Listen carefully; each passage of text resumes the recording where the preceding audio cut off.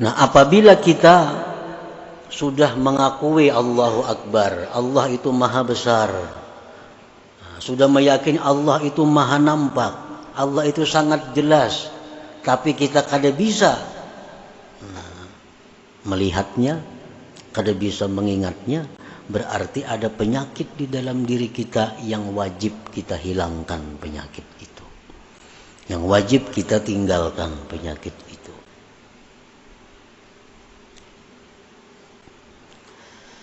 Nah, apa penyakitnya sehingga kita ini kada bisa musyahadah lawan Allah?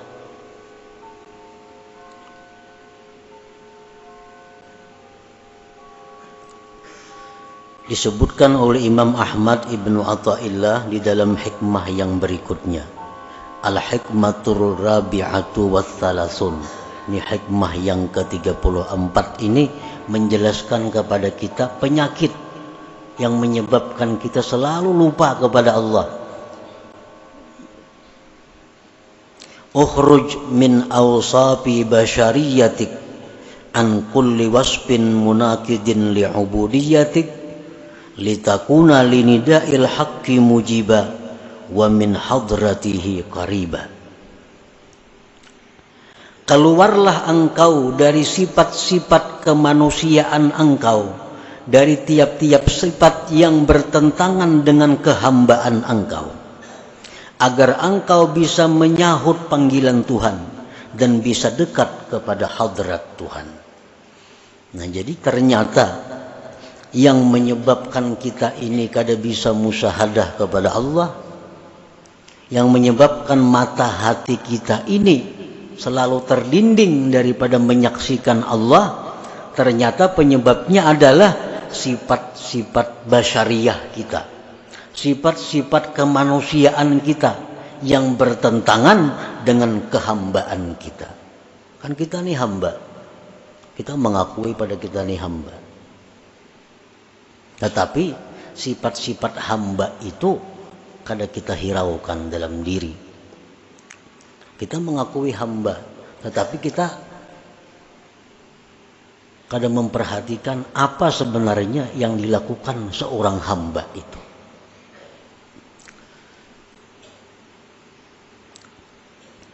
Nah, maksud daripada hikmah yang ke-34 ini adalah khalli qalbak anis sifatil madhmumah al-bahimiyyati was-sabu'iyyati wasyaitaniyati war-rabbaniyah wa halliha bi sifatil ubudiyah yukshaf lakal hijab alladzi fik fatarallaha akbar wa azhara kulli syai.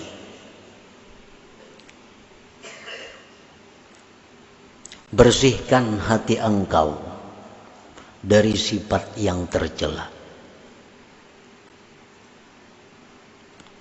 baik sifat kebinatangan, sifat kebuasan, sifat syaitan, sifat ketuhanan yang ada dalam hati kita itu mesti dihilangkan, karena itu yang menghalangi kita daripada musyahadah. Itu yang menyebabkan kita ini lupa kepada Allah, lupa kepada Allah, padahal kita berada di tempat yang semestinya Allah sangat jelas. Dan perhiasilah hati itu dengan sifat-sifat kehambaan, niscaya dibukakan bagi engkau dinding yang ada pada engkau, sehingga engkau bisa melihat Allah itu maha besar, Allah itu maha nampak daripada segala sesuatu. Jadi hijabnya ini, dindingnya ini pada diri kita. Selama hijab itu kada kita hilangkan dari diri kita, apapun ilmu yang kita pelajari tetap kada akan bisa musyahadah kepada Allah, tetap kada akan bisa khusyuk dalam menjalankan ibadah selama kita masih bersifat dengan sifat-sifat yang tercela itu. Ini masih ada hubungannya dengan hikmah yang ke-32 minggu dahulu. Telah disebutkan pada minggu dahulu bahwa yang utama bagi engkau itu adalah menghilangkan keaiban diri engkau. Itu yang utama. Amalan-amalan nang pacang bakaramat, amalan-amalan nang pacang sugih, amalan-amalan nang pacang dihormati orang, kada usah digawi kalau masih kita punya sifat-sifat yang tercela. Amalan hendak masuk surga kada usah dibaca. Kalau masih ada pada diri kita sifat yang tercela, cari amalan yang bisa menghilangkan sifat tercela itu.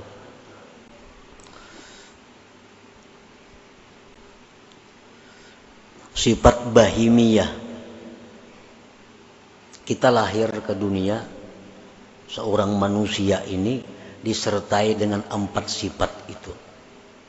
Sifat kebinatangan, kebuasan, sifat syaitan, dan sifat ketuhanan. Keempat-empatnya ini mesti dibersihkan. Sifat bahimiyah itu macam apa? Kebinatangan itu kaqada'i syahwatil batni wal farji wa ma yatba'uhuma min hubbiz zina wa hubbil mal.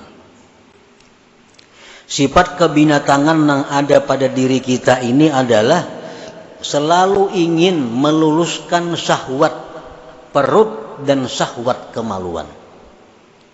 Ini sifat kebinatangan. Yang jadi prioritasnya adalah makan dan kawin. Bahasa kita ini itu. Pikirannya nih makan lawan kawin. Nah ini sifat kebinatangan yang menyebabkan kita kada kau ingat lawan Tuhan.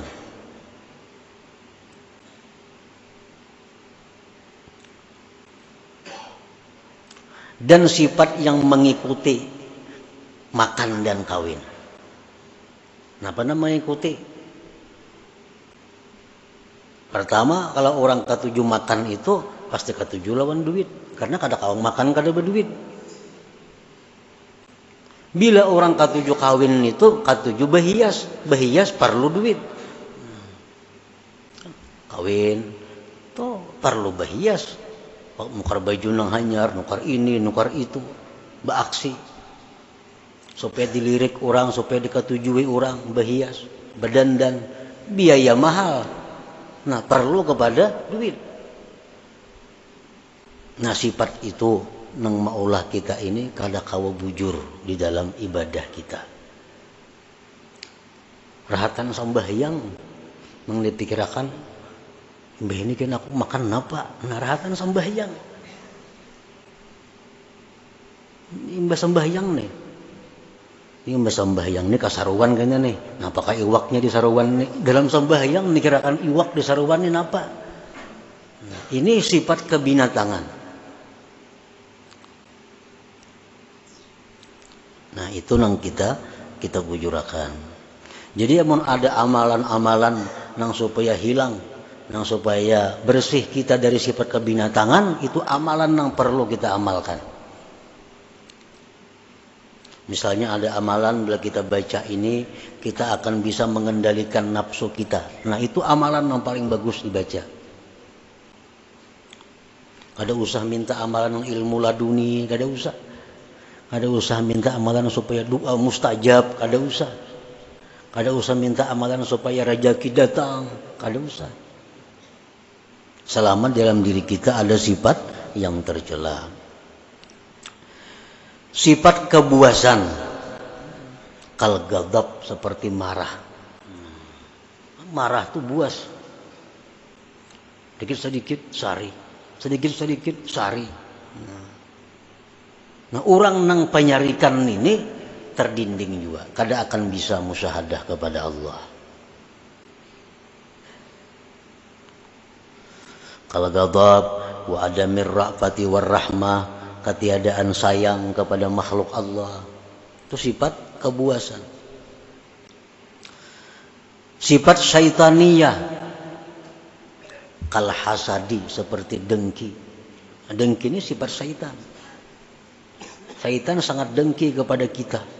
Karena kita ini adalah manusia yang diberi Allah macam-macam keistimewaan. Dan ingin selalu berusaha menghilangkan keistimewaan yang ada pada diri kita itu. Apalagi sifat syaitan itu idmarisu, menyembunyikan kejahatan di dalam dirinya. Syaitan tuh pikirannya supaya orang tuh ke neraka itu aja.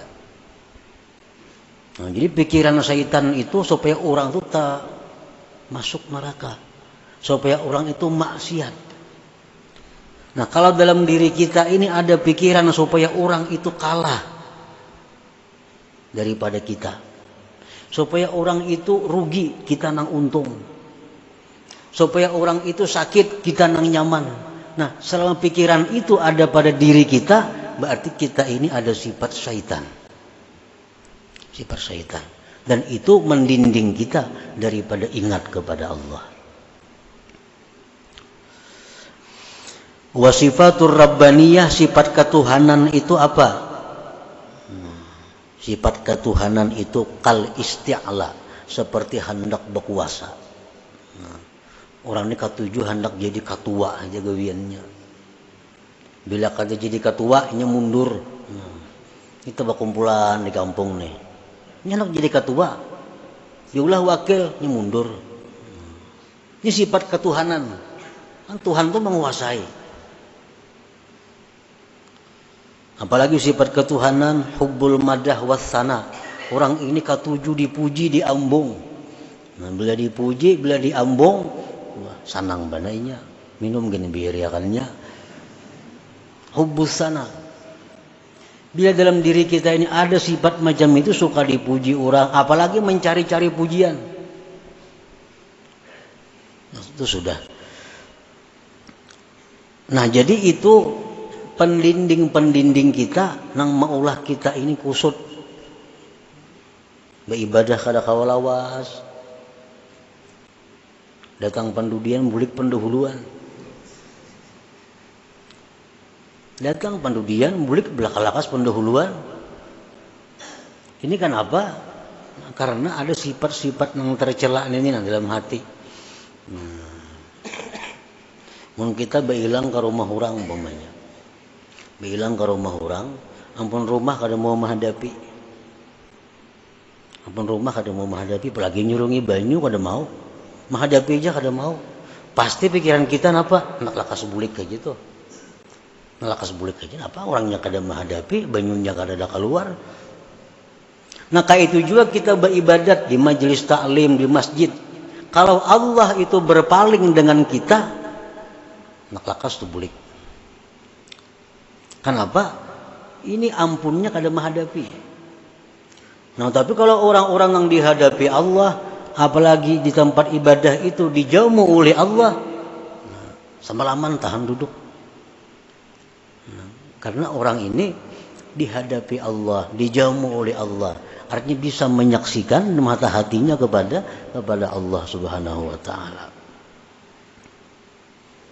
Dan ini kebanyakan kita. Nah, apa aja urusan kebaikan nak lakas tuntung. Bila urusan kebaikan pasti hendak lakas tuntung. Kemudian kada sanggup itu menghadapi. Nah, kenapa? Karena Allah berpaling. Ini kada bisa melihat. Mata hatinya kada kuntak. Nah, karena terdinding oleh sifat-sifat yang kebinatangan yang berkuasa dalam diri kita. Nah, kemudian lagi sifat kehambaan. Nah, sifat kehambaan yang mustinya sifat kita tuh. Pertama, taat. Itu sifat seorang hamba. Mustinya taat kepada Allah, taat kepada hukum. Ini sifat seorang hamba. Apalagi sifat seorang hamba itu tawadhu. Itu sifat hamba, tawadhu. Apalagi sifat hamba ikhlas, berbuat itu untuk tuannya, beramal untuk Allah. Nasihat, ini sifat hamba. Nasihat ini artinya apa? Menghendaki agar kawan ini nyaman, agar kawan ini baik, agar kawan ini selamat, itu nasihat. Itu sifat seorang hamba. Nah, bila sudah sifat-sifat kebinatangan, kebuasan, syaitan, sifat rabbaniyah itu sudah kita hilangkan dari diri kita, dan kita hiasi hati dengan sifat kehambaan kita, maka otomatis sudah kita bisa musyahadah kepada Allah. Musyahadah kepada Allah. Sembahyang kita memandang Allah, ibadah kita membaca Quran memandang Allah, maka akan kita temukan kenikmatan-kenikmatan ibadah, kelezatan-kelezatan ibadah. Fahina idin tasduqu fi qaulika Allahu Akbar. Nah, maka pada ketika itu engkau menjadi orang yang jujur dalam perkataan engkau Allahu Akbar. Kita ini kada jujur banyak. Kita harus mengakui bahwa kita ini kada jujur, terutama kepada Allah. Terutama kepada Allah. Kita mengucap Allahu Akbar, nahap Allahu Akbarnya, angkat tangan lagi.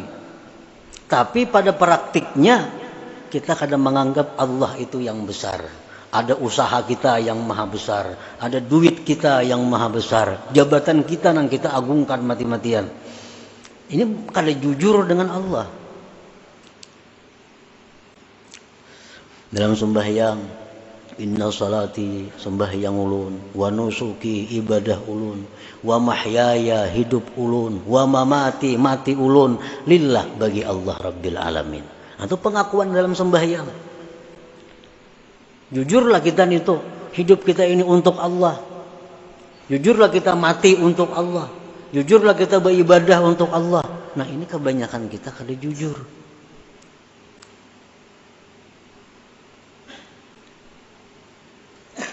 Nah, jadi istighfar, permintaan ampun kita kepada Allah itu yang utama adalah kita minta ampun kepada Allah atas ketidakjujuran kita kepada Allah itu.